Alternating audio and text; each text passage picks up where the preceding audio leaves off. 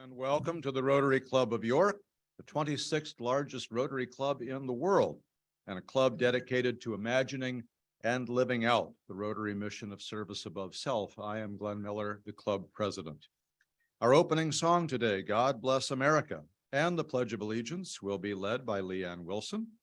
Our invocation will be led by past District Governor Dick Brown, and our visitors and visiting Rotarians will be introduced by Martin Fedorko. Please take a moment to silence your electronic devices. Please join me in God Bless America. God bless America, land that I love. Stand beside her and guide her through the night with a light from above. From the mountains to the prairies, to the oceans wide with love. God bless America, my sweet home. God bless America, my sweet home. I pledge allegiance to the flag of the United States of America and to the republic for which it stands, one nation under God, indivisible, with liberty and justice for all.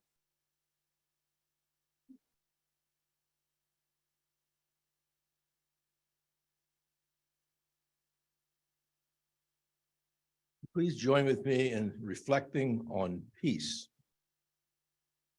From the Old Testament, they will beat their swords into plowshares and their spears into pruning hooks. Nation will not take up sword against nation, nor will they train for war anymore. From the New Testament, blessed are the peacemakers, for they shall be called the children of God. And from the Quran, so if they withdraw from you and fight not against you and offer you peace, then Allah has opened no way for you to war against them. As Rotarians steeped in all the great religions of the world, may we always embrace reconciliation and peace. Help us to take seriously your call to live in harmony with one another, especially when we are tempted to pursue an eye for an eye and fight fire with fire. Thank you for providing nourishing food and those who served it to us to sustain us in our Rotary quest to be peacemakers in turbulent times. Amen.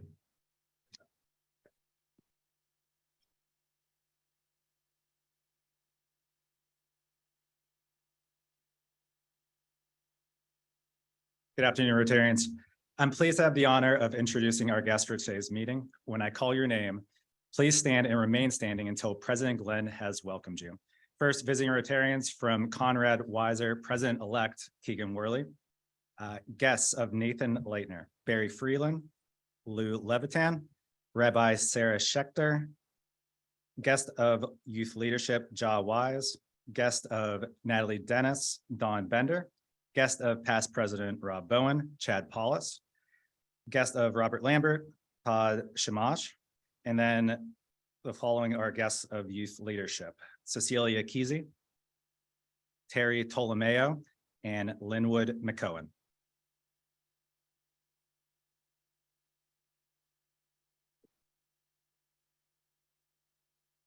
Friends, we are delighted to have you with us today, and let me extend a particularly special welcome to Rabbi Schechter, who was the speaker this morning at the annual Four Chaplains Breakfast. I think she may get the award for coming the longest distance to visit with us today. Los Angeles, am I correct? Or West Coast at least? Monterey, California. That is the West Coast. Very good. Well, we trust that you will enjoy today's program and the fellowship and the camaraderie of the diverse group of community leaders that surround you here. I hope that you will return and visit with us often in the future and even consider joining our ranks. Rotarians, please help me welcome our visitors and visiting Rotarians. You may be seated. Several announcements for the good of the order. I am delighted to share an update on our fellow Rotarian, Rich Randall. Rich is home from York Hospital and by all appearances is well on the way to a full recovery. We spoke at some length yesterday and Rich asked me to extend to all of you his gratitude for your well wishes. He expects to be back among us very soon. Rotarian George Hummel has shared with us this week that fellow Rotarian Bill Reed has moved to the Assisted Living Center at the Senior Commons at Powder Mill. We are told that Bill would welcome visitors, so let's take Rotary to Bill there. See, there's even a chime endorsing that, so please go visit Bill. Other announcements, the CEF board meets today immediately following this meeting about 1:20 in the terrace room here at CCY. The Rotary Club of York Board of Directors will meet tomorrow at 8 a.m. via Zoom. And the IDEA committee will meet on May 15th at 8 a.m. also via Zoom. On behalf of the CEF board, the club board, and all of those who will benefit from your generosity, I want to thank each of you who made a donation to our club's Give Local York campaign last week. 85 donors raised $13,000 during Give Local York in support of increasing York Rotary Grants giving pool. That number is before fees are taken out, but without the addition of perhaps some stretch dollars. So that final number we'll share later. But again, many, many thanks for your generosity in making that a successful day for us. And now our Executive Director, Lynn, has an update for us from the Program Committee. Lynn.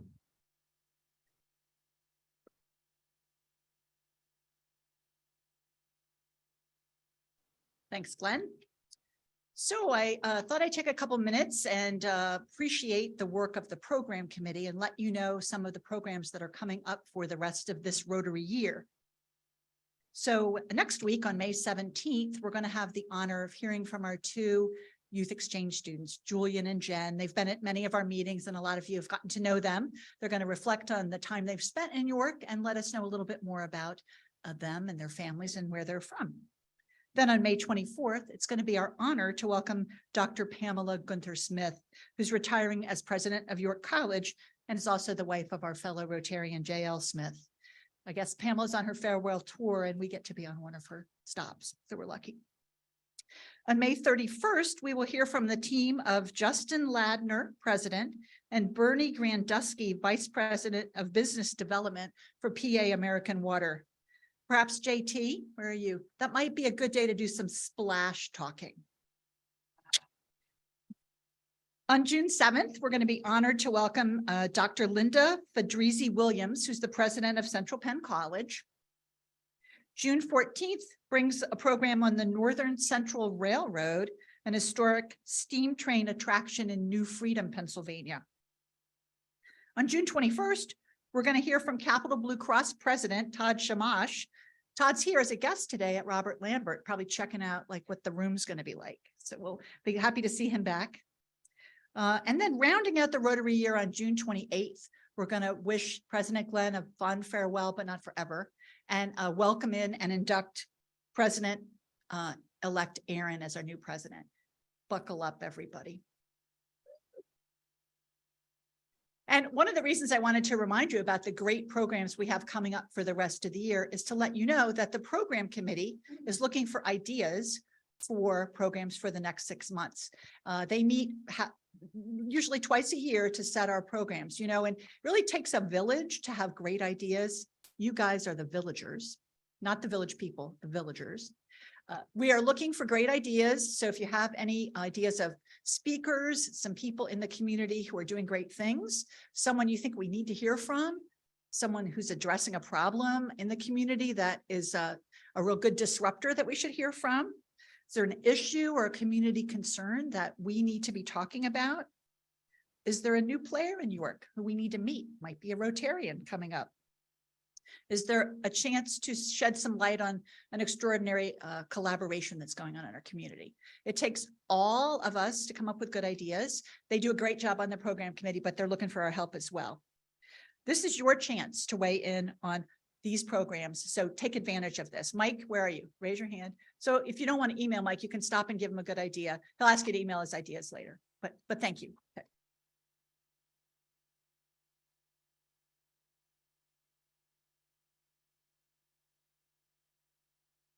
Two additional notes on that. Number one, when Dr. Gunter Smith is here, please come out in droves and please be nice to me because she's still my boss until the 30th of June. And secondly, I didn't realize that the end of my presidency was going to be so traumatic that they had to cancel the next meeting right after I'm done, but apparently so. Thank you very much, Lynn. It is always a good day in this club when we have new Paul Harris Fellows to acknowledge, and here to do that is our Rotary International Foundation Committee Chair, Bill Hartman.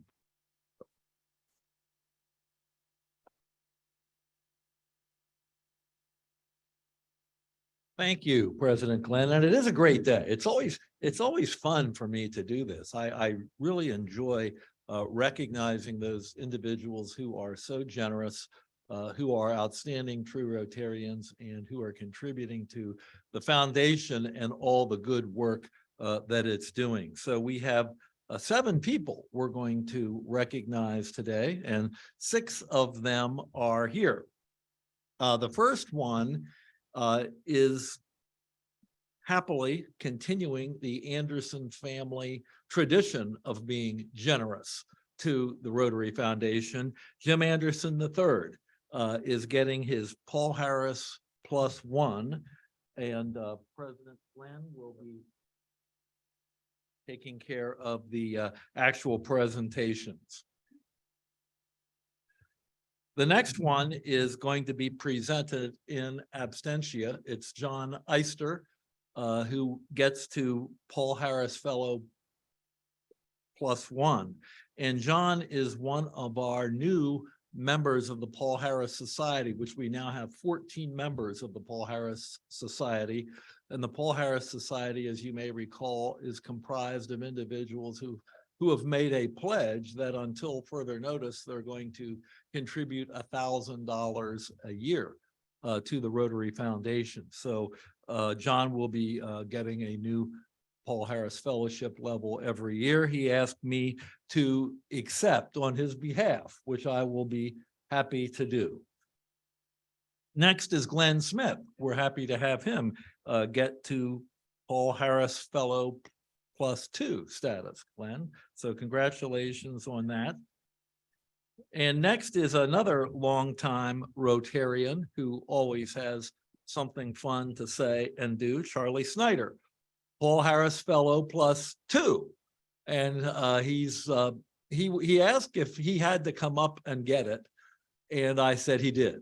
So, and I think you're extremely mobile today, Charlie. Good work.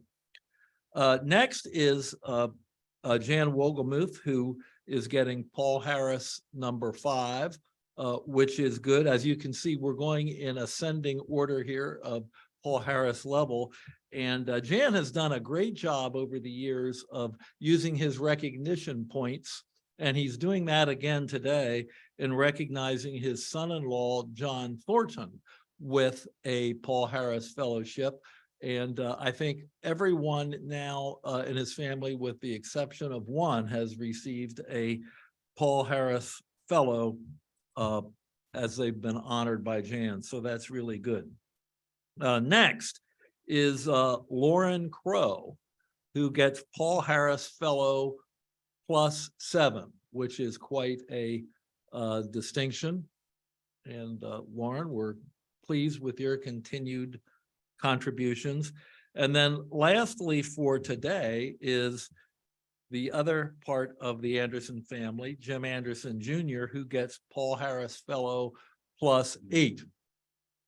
So what's exciting about Jim at Paul Harris +8 and Lauren at Paul Harris +7 is these two Rotarians are tracking toward major donor status. Major donor status is when you have achieved a cumulative giving to the foundation of $10,000. And you two are on your way and will be your biggest cheerleaders. So thank you for all that you do. You're all very generous. You're truly outstanding Rotarians. We appreciate your generosity. Let's recognize this group of Rotarians.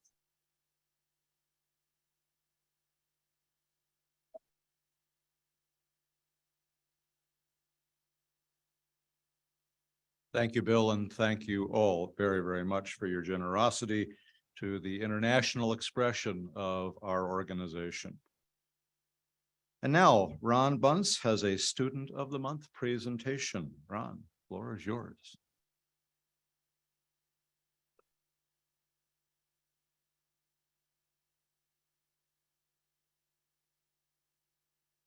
Thank you, Glenn. Good afternoon, Rotarians. So I'm always so impressed with the young people who are selected as Student of the Month by the Rotary Club of York. The accomplishments that they have achieved through their efforts and the support and guidance of their teachers, family, and the community are remarkable. I often think of how success looks differently for each of the students who have been honored here. I think I find their journey inspiring because I know they represent a hopeful future. Through the accomplishments they share, they make us feel like our community will be stronger as they continue to learn, grow, and inspire to contribute to our community in a meaningful way. I have the distinct honor of presenting this month's student, Ja Wise, who is equally extraordinary. Ja's story of perseverance to overcome adversity as he sought to graduate high school is truly inspiring to me. Ja came to live with us at our independent living program at George Street last year when he was 17 years old. Then he needed a safe place to call home while he prepared for his future. Ja's journey through poverty and the child welfare system began when he was very young. He went to live with his father in the Dominican Republic as a little boy, but when his dad lost their home, he found himself back in the United States and in the foster care system. When he returned to school in the US, he was behind and his coursework became more and more rigorous. His academic achievement gap grew. Ja is convinced that this was partially because of the instability created by several moves from family to family and school to school while in the foster care system, a system, as he said, there are far too many of us in. Ja readily admits that he lost focus on school at one point in his life when all he could think of was a stable home. He failed 11th grade and thought of quitting, but he told me that he told himself, where there's a will, there's a way. He felt like George Street provided him with that way to succeed, and succeed he did. He says he is grateful for his Auntie Terry and Mr. Mario who guided him along the way with their years of wisdom. Ja graduates from Central York High in May, and he's going on a college tour on May 26th at Northampton, where he hopes to study culinary arts. Ja has his share of hurdles to overcome still, but we know that the skills he learned to adapt and succeed in a world where many of us would not have prepared him well. I'm so honored to announce Ja as the Rotary Club of York's Student of the Month. Seeing him graduate and being honored by Rotary makes me and our team at Children's Home prouder than he'll ever know. Congratulations, Ja.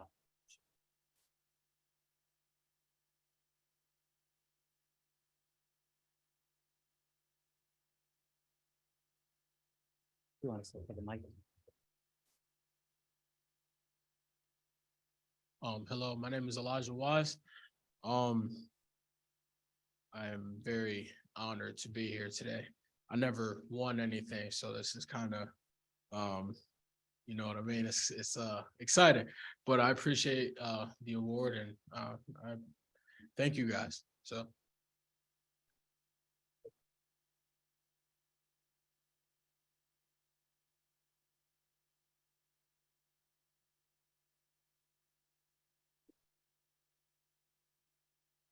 Ja, congratulations, welcome.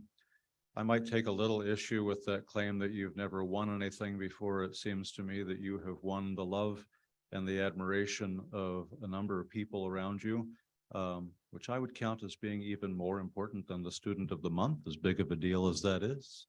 Congratulations. It's not the last thing that you're going to win in this life, I think. Let's give him another round of applause.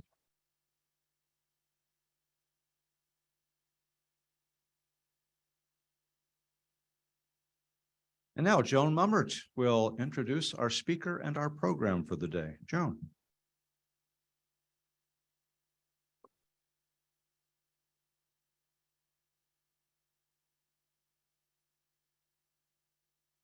Thank you, President Glenn.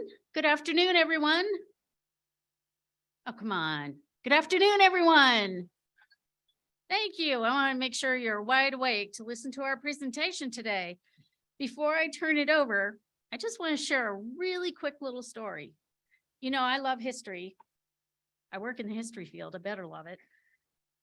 So one of the greatest pleasures I have is wherever I go, I look for things that are South Central Pennsylvania related.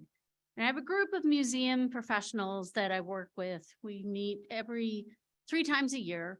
We travel to different places, and it's always my challenge to find that South Central Pennsylvania connection. So wouldn't you know it, in 2019, I was in Edmonton, Canada, at the Royal Alberta Museum, when across the way, I saw a chair. It was a pretty special chair. And so I said to my colleagues, hey, look, that chair, I bet it's from South Central Pennsylvania. I ran over, flipped it over, because doesn't everybody do that in a museum? It was an Emeco chair. I was right. I was right.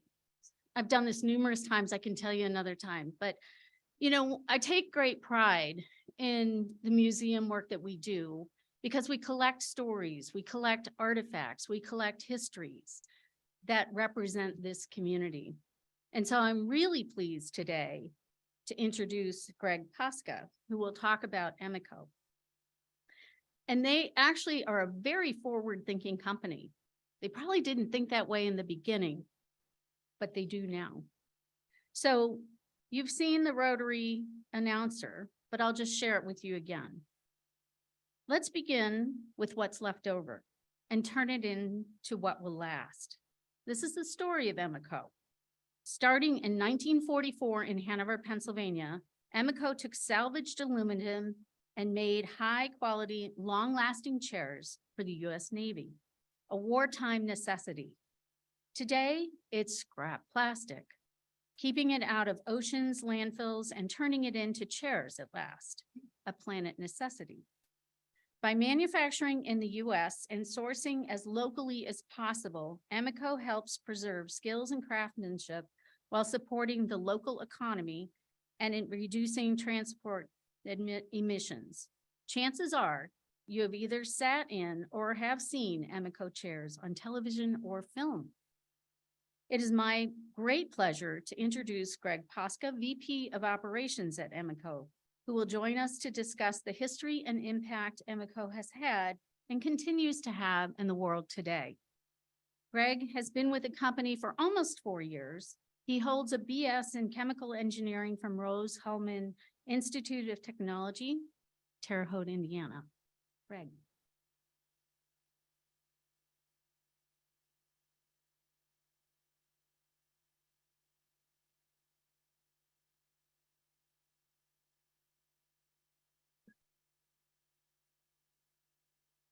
Well, I'm very excited to be here. I do have a very similar story. When I got out of college, just a young lieutenant in the Army, my first desk, I sat in and I looked at the chair, looked behind it, and it said Emeco of Hanover. Myself, I'm originally from Carlisle, Pennsylvania, and never realized that Hanover made furniture. I knew all the other manufacturing and everything went there. So that was my turn the chair over and take a look at it. So I think the motto that we have and is really just covers everything of what Emeco tries to be. We make furniture. We're just a furniture manufacturer, made in America. Our suppliers, local South Central Pennsylvania and along the Northeast. The most important thing that really comes to my heart is it's often made by hand. We have craftsmen that they develop year over year, generation over generation. We have grandsons and sons and in there who've learned from each other, and we continue those skills and have them just continue to develop. And it's such an exciting time when you see someone who's working on something, they're frustrated at the very beginning, and then they start to really develop those skills, and then they take it to the next step and become the next set of leaders. And that's to me, I don't see that all the time. That's one of the things I love about Emeco. Mostly from recycled materials. If we take a look, and we'll go through it a little more, but it really started out with aluminum being through all having to use recycled product at the time, because aluminum was a rare product. And then we've taken that to many, many steps beyond. Well before people started talking about carbon footprint, Emeco really was trying to drive that from the very beginning. And to me, the making sure that it lasts. The products that we have, some of them are designed to last for 150 years. This is not something you're going to throw away. This is something that's not going to go into the trash and add up to other products. This is going to last. You'll be able to pass this down for generations. So as you started out, as Joan said, 1944, and really, I'd almost say it started out December 7th, 1941. December 7th. When we lost most of our ships, Pearl Harbor. But out of conflict, you're able to get some type of success. So what the Navy realized is they need to improve their ships, their designs. Taking a look at the furniture, and they needed people to sit. But a couple things that are critical. Fire is probably one of the most hazards on a ship. So it had to be fireproof. Had to be very lightweight. They have ammunition, fuel, food, people. The more less weight that this will take up, the more they can put on that ship. Non-corrosive, saltwater environment. It'll over years, it'll decay unless it was very non-corrosive. Non-magnetic. Back then, a lot of they didn't want their instruments being interfered with. And the last one they talk about was torpedo proof. And I consider that not just from the enemy ships, but most of the Navy sailors, they're big burly people, and they're going to abuse the furniture. So what was then created, there was a contest to try and design a product that meet these specifications. So Wilton Dinge took that challenge and actually created Emeco. So as I was saying earlier, at the time, World War II, there were a lot of shortages. So aluminum was just the obvious material to use at the time. It's lightweight, non-corrosive, very malleable, but they had to use the recycling methods. So for then, it wasn't about carbon footprint, it was about necessity. Today, we still use this. We have a local manufacturer of aluminum who has piles, I've been there, piles of aluminum parts, from cars to toasters to anything of aluminum parts, just piled up. They re-smelt it and check all the chemistry and bring it back out. And the carbon, and actually the carbon footprint is about 1/10 of what it would be to make new aluminum. And now the one bad thing, and as I said earlier, aluminum is very malleable. So you can take it and feel like you're Superman, you can bend it just with your hands like this. So that was one of the challenges. We had to make it very strong and robust. So what Wilton did was he worked with experts from Alcoa to develop a process to make this super sturdy. Basically, it's going to make it as strong as steel, about 1/3 of the weight. And it takes a 77-step process. And that is really, you'll see a lot of other aluminum products out there. They take shortcuts on this. This is the one that hits the government standards. And we still do that today. If you take a look, that's one of the original drawings that Emeco put together on the 1006 Navy chair. If you look at today, there is very little change. It still has the exact same design. Some of the, most of the parts are identical from previous, still all done by hand. And still with post-consumer and post-industrial waste aluminum. The most important thing on this is this chair really is designed to last for 150 years. So an interesting story to our historian. We had a historian from the Battleship, New Jersey, come out and visit us because they had a lot of Emeco chairs out there. And put something a little in perspective. Battleships, most ships are designed to last for about 40, at most 50 years. So what do when the ship's over? They take all the product out, whatever they could salvage, and put it into the next ship. So those chairs go from ship to ship after each commission. So I think, I have a couple of old slides in here. If you look at the previous one and this one there, the slide on the left is very similar on the exact same process of what they were doing on the hand grinding.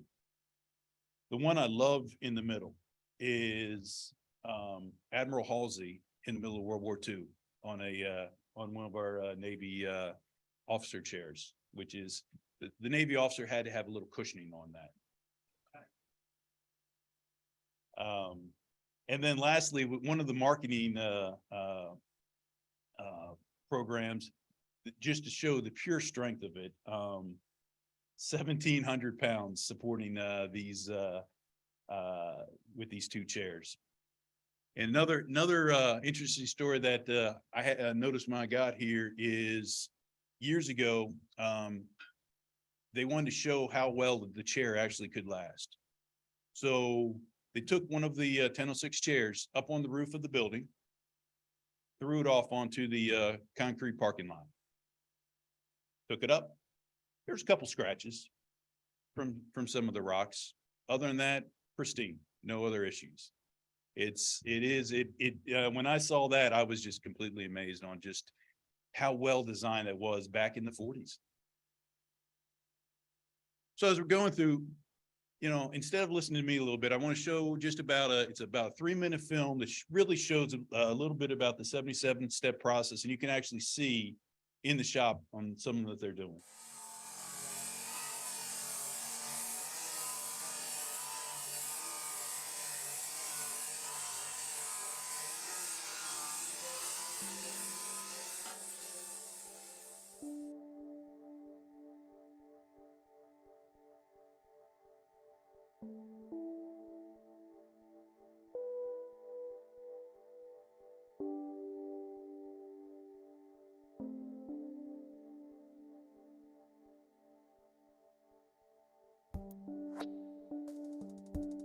We make chairs in America out of recycled aluminum.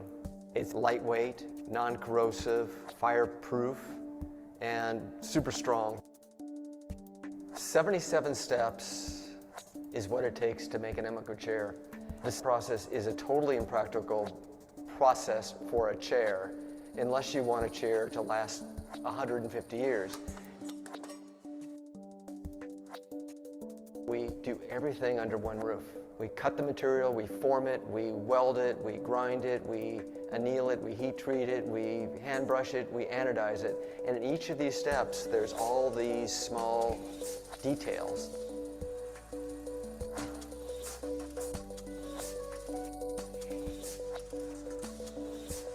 It was a combination of science and the art of craftsmanship and where they intersect.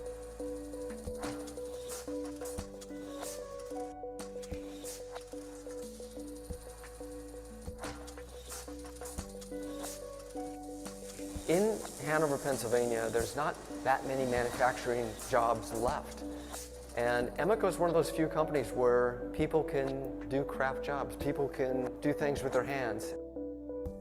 There's generations where there's a father and his son, and even his grandson, that have worked at Emeco.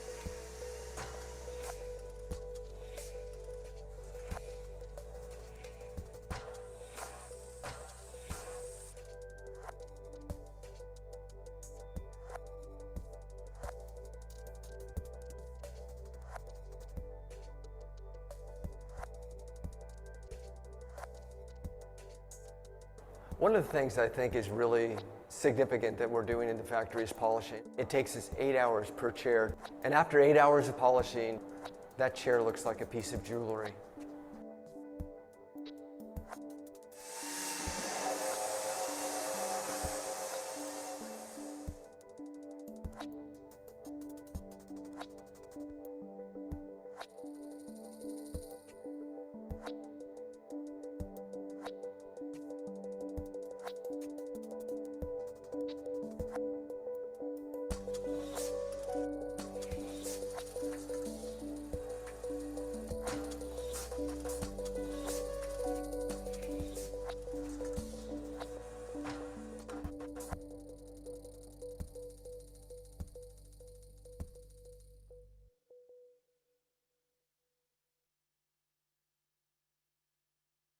So a couple of the steps that really are, I think to me, one of the really important things to really finalize the chair is, as I said, it's a very soft material in general.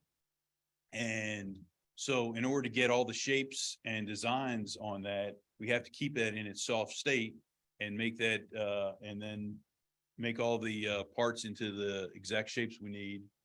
Our welders are all do these by hand, and we have very, very skilled welders who work through that. But then we have to make it strong. So as we do that, and if you saw the one thing, it looks like he was dunking it in water and then flames came out. That's actually molten salt at 1,000 degrees temperature. So it's pure salt. There's no water and anything in there. That is pure salt that's heated to 1,000 degrees, and that changes the chemistry of the aluminum. And then after that, you bake it like cookies. Put it in the oven, 350 for about 8 hours. And then when it comes out to there, then it's actually, it creates the strength that you need for that. So that's, yeah, some of those 77 steps, it really is. It's a lot of manual labor, but the efforts turns into just an incredible piece. And so back in, I'd say back around the 80s and 90s, government contracts, they didn't build as much for the military. So the company was then bought out by Greg Buckbinder, who's owned the company since the 90s. And what Greg saw was just the ability to have such a high lasting chair could go into a lot of other environments. Right now we see them in universities. I mean, places where you're going to have people sit, move them a lot. In healthcare, it does not really, it's easy to clean. Hospitality, a lot of restaurants, hotels, stadiums, anywhere there's going to be a lot of use that the people want to make sure they have something that they know is going to last every time someone's going to sit in that. So just showing a couple examples of just the aluminum that we have. For example, one that we have at a restaurant in the Netherlands. A designer's office in New York City. And as we said about films. Anyone know the film? So this is just one that they put out in there, but it's amazing. When I first started working here, every time I look on the TV, hey, I know that chair. And I think the one thing that the Hollywood does love about them is the simplistic design, plus they last. They can go from show to show to show. Law and Order is another one that has it all over in NCIS, a lot of those shows. But once you see it, it's kind of drives me nuts that now that's all I see. So, you know, I talked a lot about the 1006 Navy chair, but right now Emeco does a whole lot more. And what we do a lot with a lot of industrial waste, not just aluminum. We also have recycled plastics from PET and polypropylene, as well as reclaimed barnwood. In Adams County, York County, all the old barns, Lancaster County, recycled cork, and an eco concrete. So there are a lot of different materials that we use to make these products, and we're continuing to drive towards that. So where did that all start? So we talked about how it started with the aluminum, and that was out of necessity. But in 2006, Coca-Cola was facing an environmental issue. Everyone uses these plastic bottles, and they go into the landfills, and they fill the landfills into the oceans. So they wanted to be able to come up with something, and they knew what our ability on recycling and our efforts that we put towards that. So they came up and said, all right, we want to be able to take these plastic PET bottles and make a chair. It wasn't easy. PET has really been designed for very not structural products. And the recycled product makes it even more difficult. Took about 4 years. But after the 4 years, we created what we call the 111 chair. And we called it the 111 chair because at the time, it took 111 recycled Coca-Cola bottles to make that chair. It's now upwards of almost 200. Now that they've tried to reduce the thickness on the bottles, so it's now really closer to 200. So all these chairs, we just by selling this one style chair, we take out millions of bottles every year of the landfill. And so and the other thing on that is it's also, they last. So it's not going back in the landfill after a short period of time. So while we're taking out and we're not putting it back in. So after we finished that big project, then we said, well, what else can we do? What other recycled streams are out there? So we actually partnered with a designer from Japan, Nendo. And so he wanted to create something that was very simple, but had a lot of different variations and a lot of different recycled streams. And on the bottom left is the reclaimed wood. So we partnered with a wood manufacturer in Lancaster, where they get a lot of the reclaimed wood from old barns. And when you get that, you can even still see specks of some of the old paint and some of the wormholes still in that. But we make that into a structural piece. The concrete, that's one that I really, really love. It's a great outdoor one. It's heavy. It's not going to blow around. But concrete is a very, very high amount of energy needed to make that. So what we've worked to get some eco concrete, which has a significantly about a 50% less amount of energy amount to make. And it also is used more recycled glass bottles as well as a special cement to put together. And lastly, on the upper left is cork. So cork itself is a renewable resource. One tree can be harvested every 10 years. And it's done by hand, not by machine.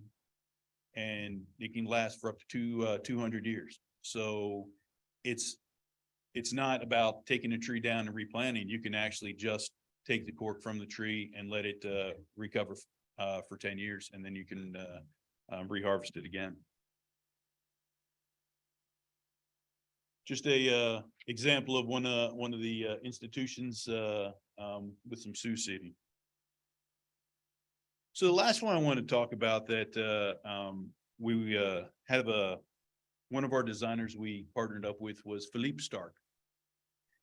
And his concept was you take a look at all the scraps on the floor and you sweep them up and you throw them in the trash can. Why can't we make a chair from this? And hence we ended up calling it the broom chair. You sweep it up with the broom. And it's made from about 80–90% recycled polypropylene. So another one of the large plastic that goes into the waste and just sits, as well as some reclaimed wood.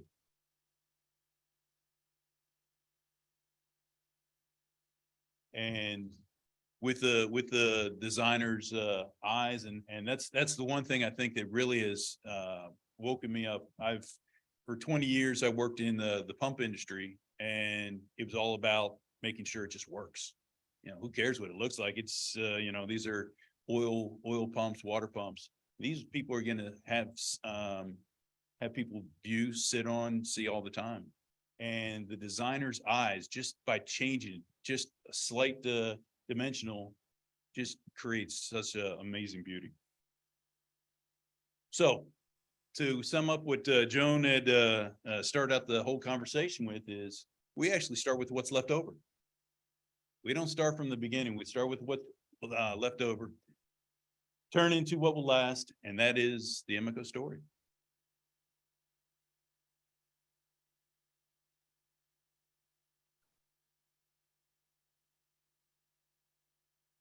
Rotarians, the microphone is back.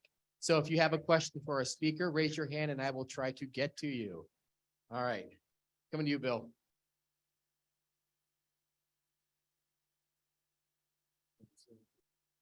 The aluminum chairs are beautiful and obviously extremely high quality. I'm curious as to what the price range is for them. That's number one. And then number two, what is the competitive environment like with products of your quality level? Well, so I can give you a very ambiguous answer to your question on price, because there are a lot of variances. For the 1006, you're probably looking somewhere around $500, $600. And I think your reaction is the same when I first looked at that. Now go to your second question about the competition. When you're looking at something, and I was telling my friends I'm working at a place, we make plastic chairs, and they go, oh yeah, you know, $20 chair. And how can you be selling the plastic chairs? Probably, probably it's about $250, $300. I said, well, you can buy that plastic chair. It's going to last you a year or two. If you buy this one, it's going to last you 20, 30 years. But by the aluminum, which is maybe double the price, that's going to last you 150 years. So there still is a lot for the retail use, for the residential use, but the majority of it is where you have businesses. They're concerned about liability. making something that lasts. If I'm gonna do an investment, what's my, how long am I gonna have this? And that's really where you have that discussion.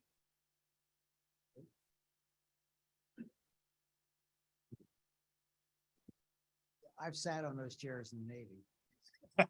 Okay, my question is about the aluminum, and you're using scrap aluminum. How are you keeping the alloy? And I'm assuming that you're mostly 6061 T6, but you're welding, you're using scrap aluminum.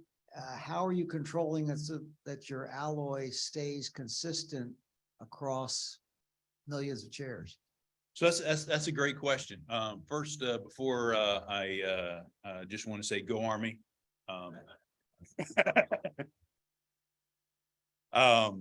No, so the recycled aluminum, recycled aluminum plant is putting that back into the 6061 material. So they set the chemistry, they grab the aluminum and it varies, but they're doing their chemistry test while it's in the molten state. And so when they extrude or they create the ingots before they extrude it, those are then created into the 6061 chemistry, and they'll make different ones. The other thing, you're talking about the T6 material. As I was saying, and I was showing you the heat treating process, we actually get that into the T0 material. So it is very pliable and able to be molded. And then we put it into the T6 temper when we're finished with it. So what's on the drawing board to come out next? Well, we actually, that is one of the things that I do love about this company. We are always working on several new designs coming forward. We will be having some coming out in a month at a show in Chicago called Neocon. And it's on an outdoor type of product. And it is aluminum. That's about all I'll say about that. But we're also looking at other recycling streams as well. So we've been talking with other manufacturers similar to ones that Coca-Cola came to us and saying, hey, what can we do with this recycle stream? We are doing the same with other industries as well.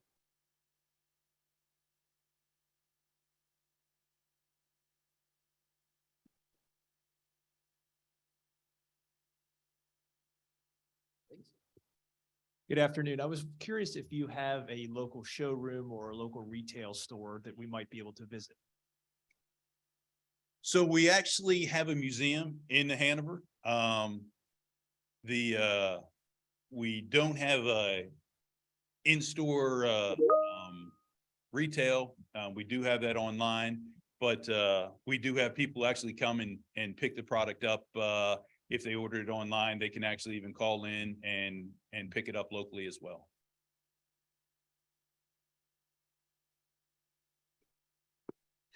I just was wondering, have you looked to automate any of the pieces of the process? It looks like it's totally manual.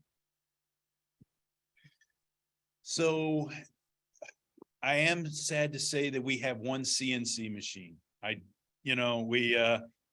We bend those mostly by hand, but there are a couple of the products we need a CNC machine.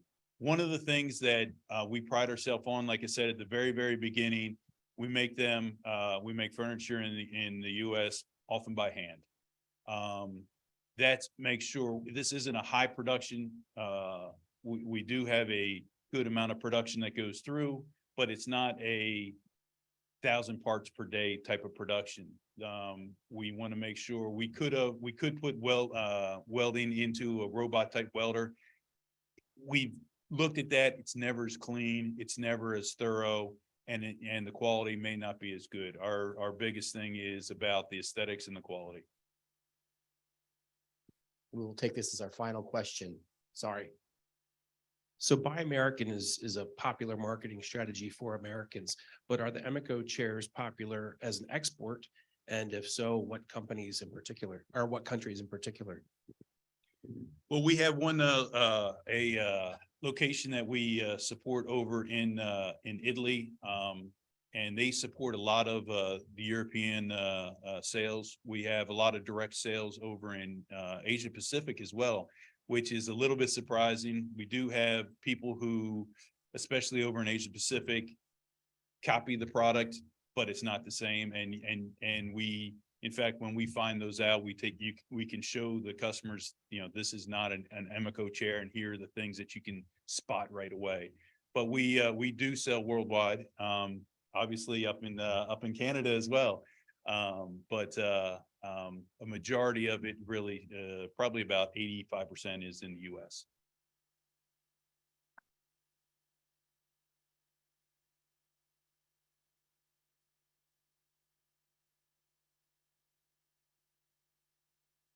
Greg, thank you very, very much for this really interesting program. It's one more example of the treasure of our community and the sometimes hidden treasures that we drive by all the time and don't know the depth and breadth of the story that lays behind a building that we probably have all driven past hundreds of times over the years. So thank you, and thank you for what you're doing and for keeping it real at Emeco. We appreciate your being here today. In honor of his presentation, Greg has signed the book, plate in the book Dig by A.S. King, which will be donated to the Children's Home of York, along with a bookmark created by students from Creative York. Next week, we are excited, as you got a little tipping of the hat earlier on this, excited to welcome our youth exchange inbound students, Jean Lafort and Julian 30, as they reflect on their 9 months now, believe it or not, in York. They will tell us about their experiences and how it has impacted their lives. They will be happy to come and thank us, of course, for our role in their being here and share information about their home countries, their families, and their schools. It's always a terrific program each year, and we look forward to welcoming them. Our closing quote today from Cory Booker is, "Small acts of decency ripple in ways that we could never imagine." So go do some small or large acts of decency, friends. This meeting is adjourned. See you next week.